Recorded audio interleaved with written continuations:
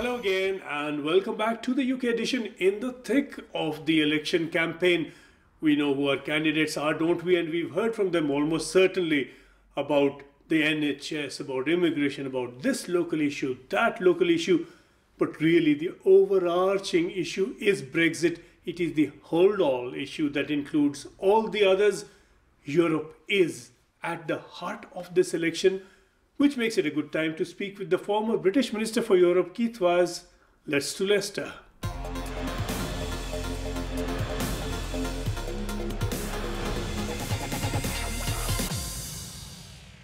Keith, in the referendum, close to half the people voted to remain.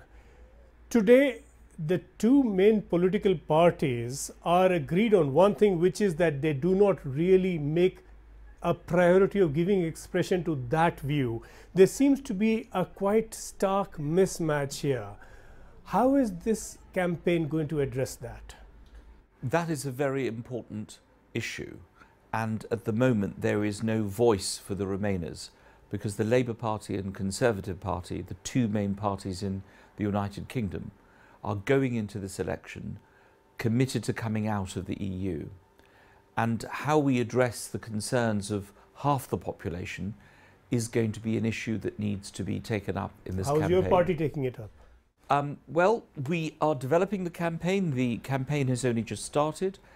My party leader has just left the city of Leicester to go on a national tour. So I hope he will be addressing these issues. Is there some thinking or rethinking within Labour on this? I think at the end of the day, there is going to have to be another view put to the British people, only because of my experience as a former Europe minister, that Europe is a very complicated place and the negotiations are going to be very difficult. As soon as Theresa May triggered Brexit, we only had 18 months or so in order to have this negotiation, because the last 6 months you have to take it to the individual European parliaments and they've got to vote on it. So we've now lost another month. We're down to 16 months, which is a very short period of time. So a lot of intensive discussions have to take place. Although, of course, I respect what Theresa May has done. She's seeking a mandate. She needs to be clear, is this a mandate about Brexit or is this a mandate about how the country should be run? These are two separate issues. They are not quite separate in the feel of them, because people are going to make one vote and they're not going to vote separately through that one vote. And you say that the negotiations will be very difficult. Of course they will be, but does it help the negotiations for the Prime Minister to say in advance that I am going to be bloody difficult? Well, I think that she said that in response to what the Europeans were saying. That's not the tone that I would have adopted if I was in her position. I think that we need to get on with the EU. We need to make sure that we get a deal that is going to be of use to the British people and the Europeans. If you look at the example of Britain exiting from its great empire in India, something that your viewers would understand, I don't think any of the negotiators spoke like that. A lot of talks took place, very difficult negotiations, and finally an agreement was reached. And people went amicably, even though, of course, the consequences were pretty horrendous for certain communities. It was an amicable split. This is not going to be amicable. From the language used, it's going to be very difficult indeed. Yes, and speaking as a former Europe minister, do you buy the sloganeering about, really, from responsible political leaders, that Britain exits and will be a stronger, more prosperous nation very, very quickly as a result of this? Do you really think that will happen? Absolutely not. Because Narendra Modi and Arun Jaitley and the ministers in India, when they want to deal with countries, want to deal with trade blocs, they will go first to Brussels, because that represents 450 million people. They will then come to the United Kingdom. The same thing applies to Donald Trump. You go to big power blocks to make your deals. You then go to other countries. And although we are the 6th largest country in the world, we are stronger if we are in the EU. And, you know, that doesn't change because the vote has been to come out. But that remains my view. Yeah, it's too late to stay there and be strong. True, but that's the politics of it. It's going to be pretty tough for us. I mean, in a city like Leicester, we just voted to stay in by 1,000 votes. A lot of Indians in Leicester, people of Indian origin, voted to come out because of a belief that if they came out, then EU citizens would no longer be able to come here, and we'd be able to get more people coming from India. And this will not happen. Irresponsibly fed belief. Absolutely. I mean, I think one of my parliamentary colleagues, the Prime Minister's diaspora spokesman, Priti Patel, came to the temple up the road and said if we came out of the EU, then curry chefs would be able to come to Britain and the crisis of our high street restaurants would be solved. It did not happen. And no disrespect to the current chefs, but the food is not a great deal better a year on, is it? Well, the food in Leicester is the best in the world. So any restaurant... We respect your loyalty, Keith, more than your taste, but we're not going to be rude here about Leicester in your city. But speaking of the urge to leave the EU, and a lot of Indians voted out, they believed what they were told. A lot of information was not given fully and fairly. Do you think a year on, people are still getting full and fair information on what lies ahead? No, I don't. I don't think that we have enough detail about our negotiation stance. We need to be very clear as to what's going to happen when we come out. And as we've found out, when the government says they don't want to have a running commentary on what they're doing, every single dinner, every single negotiation in Brussels is going to be leaked. We're seeing it now. It's going to be much worse over the next 16 months. So these are not easy times. And I think probably that's why David Cameron resigned and left, because his civil servants told him it was going to be very, very difficult. I think it's going to be hugely difficult. You know, a lot of MPs, Keith, who voted Remain have since changed their mind quite dramatically in the name of democracy. Where do you stand? I think a lot of Conservative MPs have changed their mind and decided to support a Prime Minister who's for coming out. I have not changed my view. I think it will be extremely difficult for us. I thought it was the wrong decision, but it is a decision taken by the British people, so we must respect it. But it's not going to be easy. There is the slogan about that, well, we lose trade with EU. Certainly we lose trade with EU on the current favourable terms, but that the Commonwealth on the one side and America on the other will more than compensate. Do you see that happening as, again, former Minister for Europe? Well, you need to ask the Indian government and Indian ministers, are they going to want to deal with a country that only has 60 million people, despite the fact that it's the greatest country perhaps on earth? Minus Scotland. Or are they going to want to deal with a trade bloc of 450 million? See, the great thing about us being in the EU is that Britain was the country that was the entry point for India. And that's why we were so important in there. It is a worry, and I think Theresa May is worried about it. Well, talking of elections now in your constituency, I mean, the big issue is Brexit, the economy is the issue. Are there local issues to the fore here? Well, I don't think the big issue is Brexit in my constituency. I think the issue here is the issue of representation. I think it's an issue of jobs, education and health. Our health service, the education service that we have in this country, the future prosperity of our people. That's what people are going to vote on in Leicester East. And that is what I'm putting before the people of Leicester East in my 8th general election. Finally, Keith, there is a growing view fed by information of varying kinds that the Indian vote is beginning to go the Tory way, that the conservative values and their way of life is more natural blend with Indian values. Indians are going that way and deserting Labour. Do you see that happening, and is Labour deserting Indians? I think Labour needs to be more focused on these issues, and I'm glad to say that in my conversations with Jeremy Corbyn, he understands it. We have 57 BAME, Black, Asian and minority ethnic candidates standing in this election. That is the highest number ever. And for my position on the National Executive, of the Labour Party, and my job there is to talk about representation. I was able to use the position that I had, with the support of colleagues, to have people in seats to represent the community. We now have a Hindu standing in Harrow East for the first time ever, in a borough that has more Hindus than any other borough in London. We have a Hindu standing in Putney, who is a big supporter of the BJP. We have... Are these winnable seats? Of course, everything is winnable.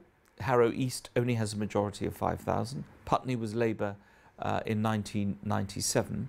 So these are all prospects, but you're building to come back. And the issue is, if you don't have those candidates, what are you going to do? We have Indians standing in Leicester East. You have one in Walsall.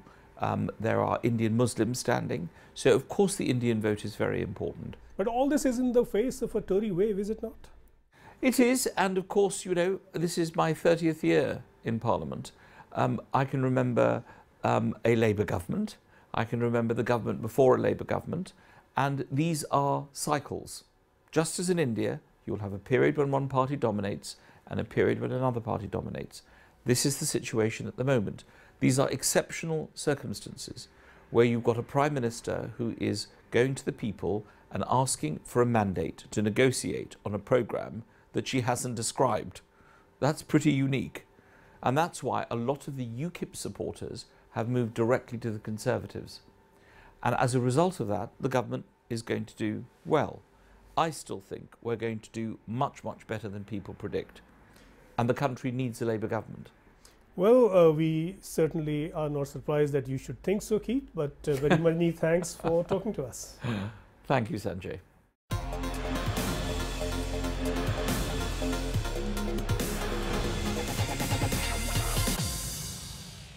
We'll hear from Conservative and Lib Dem leaders further on these very issues in the coming days. But the coming week brings us the beginning of the extradition case against Vijay Mallya. What could lie ahead? Let's see after a very short break.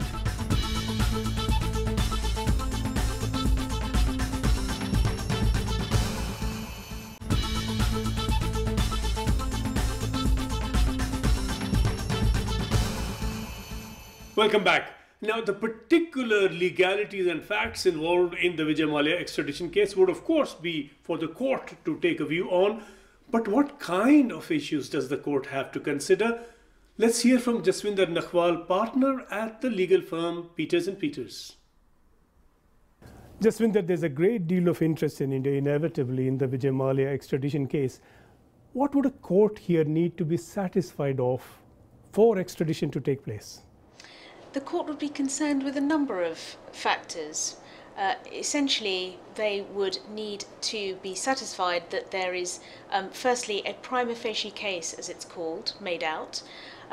Secondly, also whether there is an extradition offence in question here. And by that you mean one offence that is considered an offence in both countries similarly? That is basically right, and in considering that question, the court would be concerned not so much with the label that is attached to the offence, but the conduct which gives rise to that offence. So deciding whether the conduct which is alleged to have taken place in India, giving rise to the Indian criminal offence, whatever it's called, if that conduct had occurred in the United Kingdom, whether that would also give rise to a criminal offence here. It would have to be a criminal offence. That's right. It is not a civil offence for which extradition could be activated. That's absolutely right. It must be a criminal offence. But if the Indian government has moved the British government and they have approved the extradition at the official level, they would appear to be satisfied that there is at least a basis for which the court can proceed?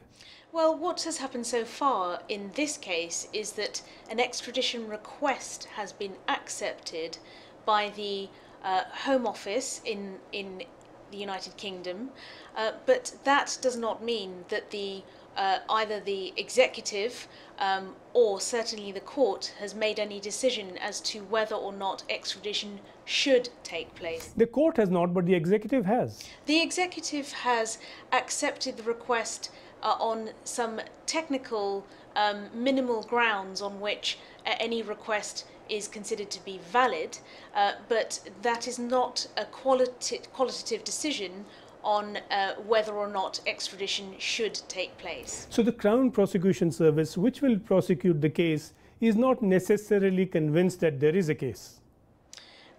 It will be acting in conjunction with the Indian government in taking instructions and information and putting forward the evidence, if it wishes to put forward any evidence, on the behalf of the Indian government.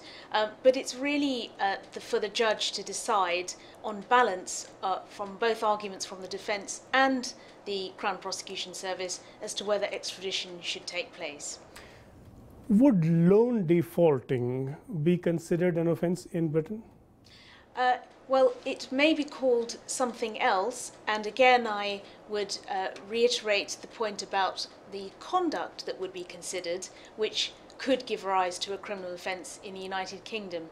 So if there is, for example, and this is not a comment on the case that we are talking about, this is in general terms, if there is any evidence of dishonest behaviour or a fraudulent act, an activity that surrounds those factors, then that could give rise to a criminal offence here, even if it is not called loan defaulting. It could be called something else. For example, a conspiracy to defraud or an offence under the Fraud Act. Again, this is not a comment on the case of Mr. Mallya, but we are talking in general terms. We speak of prima facie evidence. What level of evidence are we talking about? Because this can go on and on. It's how long is a piece of string, you know. The defense obviously might want to stretch this, or so might the prosecution. But what do we mean by prima facie as level of evidence? It is the evidence that's required to show the court that there is a case to answer, that there is evidence of conduct or activity which requires an answer or requires to be addressed. And for that, there would have to be some form of evidence which is provided to the British court by way of perhaps witness statements or any prosecution witness, factual witness evidence that might have been produced in India, which is admissible, which explains or gives evidence on what is alleged to have happened. But that does not mean that there is a trial process in the UK on that basis. The British court is not concerned with deciding on the guilt or not, or on the guilt or otherwise of the individual. The British court is simply concerned with deciding whether or not it is fair to extradite the individual. Yeah, but that decision does rest on the consideration by the court whether there appears to be indication, if not evidence, of guilt. And in earlier extradition cases that I've attended and sat through, matters that are argued at length. So how far could this potentially go? How far in detail could this go? Well, the question of whether or not there is a case to answer or a prima facie case is just one of the factors that the court must consider, and that is something that would be considered by the court at the outset of the extradition hearing. And so if that is not satisfied, then the extradition cannot go ahead. And even if there are other arguments which would prevent extradition, they can be read in conjunction, but not having a prima facie case to answer is necessarily a factor that would prevent extradition taking place. So it cannot dominate the entire proceedings, but it's a hurdle that has to be overcome at the outset. While considering this, does there have to be a court conviction in India, or is a government request enough? No, there doesn't have to be a conviction, but what there must be are charges which have been laid or the equivalent of, so therefore a decision which has been made to prosecute an individual. So outstanding proceedings which, if the individual had been in India, would be addressing in the course of a trial. So even if the person has not been convicted, they can still be sought for extradition as long as they are at least an accused person. There have been some new provisions in India covering, for instance, money laundering. Now, could that be an offence that a court may consider if the allegations are made and if the allegations prima facie appear to be strong to an extent? Again, the court would consider the conduct that gives rise to any allegations of money laundering. And in this country, in the United Kingdom, we have a series of statutory offences. We have the Proceeds of Crime Act, under which it is an offence in many situations to be involved with money laundering. So there are equivalent offences here. Again, though, it depends on the facts of the case and the conduct that is alleged to have occurred. Well, someone can argue that loans were taken, a business was started, the business didn't do well, things didn't turn out as intended, too bad, and we'll see what we can do, and end of matter. How does law here look at that sort of situation? Again, these are very general facts, and so in general terms, again, the court here would consider the more in detail what is actually alleged to have happened. So, for example, if in the course of any transactions, commercial transactions, there are what appears to be a fraudulent or a dishonest set of activity, then that could give rise to a criminal offence here, and that is what the court would consider. Thanks, Jaswinder, very much for throwing so much light on these messy matters. Thanks for talking to us at CNN News 18. Thank you. More on this case, more on the elections, right here on News 18. Stay with us.